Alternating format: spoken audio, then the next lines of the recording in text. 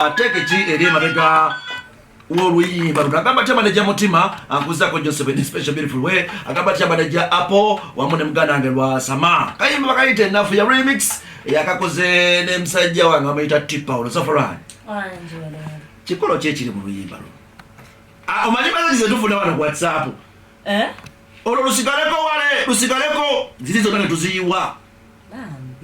What do you think is special about this song? Kuba gwe nanyini luyimba ekisookera ddala wano okulabe bulungi wano obadde omanyi nkukokola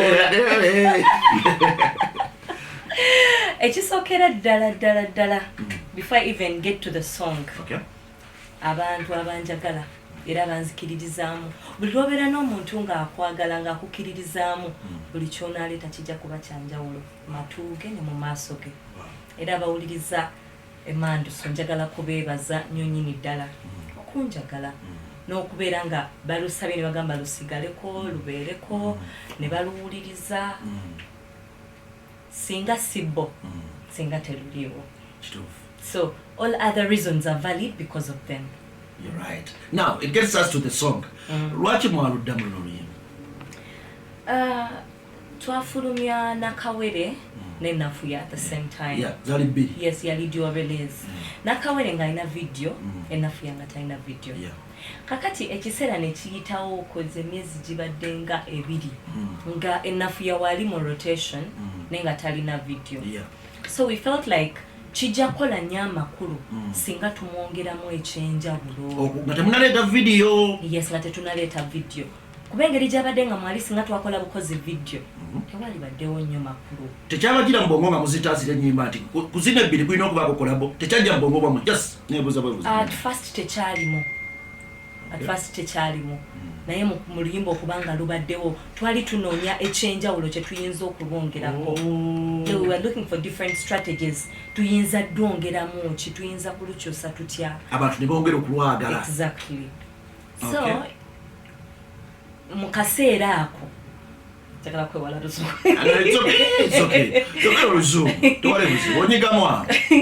It was around that time Tipol nasisinkana ba manager nakama njagala kola yo luyimba ne Zafaran. Tipol yajja. Okay. Kati Tipol wajja ne tumugamba oyagala kola project empya because we had this idea tusobola kola remix ye Nafuya. Ne mukimutuuza. Yes. Okay. And he bought the idea.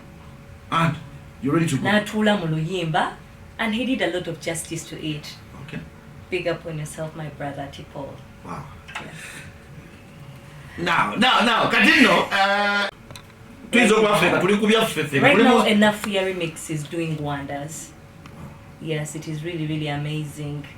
Era nebaza abawulirize manduso kuba singa sibbo namwe aba like team ye manduso abakola wano abafaayo nanga nayiba because oja sobola osaba oluyimba namugamba olaba otya bwe nkuwa olwagundi luli mu system ati oba munange tebannalutuleetera bibaamu ebyo naye mwena like fe tukola naye ate mwe mutuukiriza fe kye tukoze. Yes, so should we say this year is your year? Without a doubt. Without a doubt. Era njongera okusaba abawuliriza bongere kumpa buwagizi kumpa matu. Meanwhile eno ye kolabo yange esoose. Yeah. Yes, ye kolabo yange esoose ne Tipol. Neba nga yesoose nefuuka ate y'amaanyi. Nekola bulungi nnyo. Era kyemba kakasa nti n'endala zikyajja ate nga nazo zigenda kukola birungi byereere. Okay. Yes. Tewatyamu ng'okola ne Tipol because abayimbi bwe bali ab'amaanyi abanene ab'amaanyi agayimiridde nnyo kyentegeeza oba okitegedde. Tewatyamu nga mukola muluddamu. One, the mere fact that namukkiriza okukola nali mukkiririzaamu. Oba wali oyagala tappinga mu audience ye embar. Not only that, kubanga singa nali njagala kutappinga mu audience maybe nali genze eri omuntu amusinga. Let's say you go for rage. Exactly. Naye I believed in him. Okay. Muyimbi mulungi, ayina ennyimba ennungi, ali talented, ali disciplined. So tewali nsonga lwaki mba sikukola naye. Ono atusonyiwa mama. Ekyo kyonna tekibale kikutuyisiza wano ku Manda. Nga twagala abantu bakakaseni Zafaran tumulina. Kati nno n'ekirala nga twongeza ku luyimba lwaffe luno. Kiki yagaza David Lutalo Zafaran? Zafaran. Yes, genda mwegana kye mwagala. Temutengana? Nange mwagala. Gesiyinza kunnyonnyola lwaki mwagala. Ate nga naye bwanjagala. What is going on between you and David? Tuli bamukwano, we're very good friends. Choke. Mulabirako nnyo kuba aludde mu music industry. And ebbanga lyemmaze nga mukwano gwange biri open. I think nammwe abalaba mulaba nti music wange alina ekyenjawulo kyafunye. Olw'amagezi gampa, olwa support jampa. Mayinza okuba teri visible erabika wano, but behind the curtains. Naye nga tanakuwa luyimba.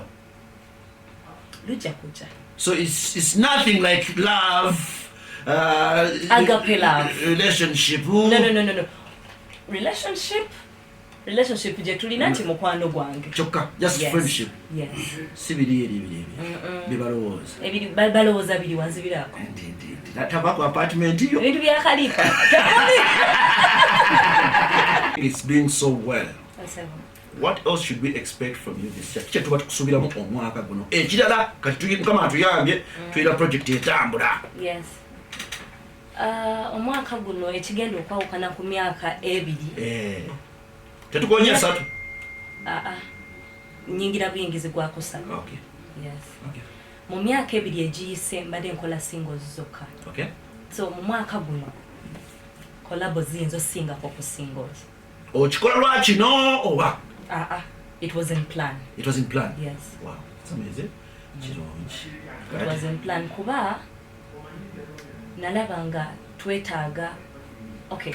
It wasn't my knowledge from my management ne team yange. Bagamba Zafa yetaaga asooke ye establishing bulungi mu bantu. Asooka ayale. Yes, ayale agumire. Afune fan base enywevu. Okay. Nti abantu abamwagala bamwagale nga ye. Bwe banamwagala nga ye ne bamutegeera. Wano ne bwatandika okukola kolabo. Baleme gamba nti gundi ye yamuleeta, gundi ye yamujjayo. Yeah. Okay. So that is why right now it's just a good time. Okay. Tuziwe abantu batandika onyumirwa music. Because bagamba yali nyumye nno ng'ayimba ne gundi. Oyo gwolowoozaako oyo yennyini nange bwendeeta. Okay. Egeri nti eseri ku luyimba luno enough your remix. Yeah. Which is your favorite part matumaliriza? In this song, your favorite Steve Jabantera yao matumaliriza Olivia mulaba yetala.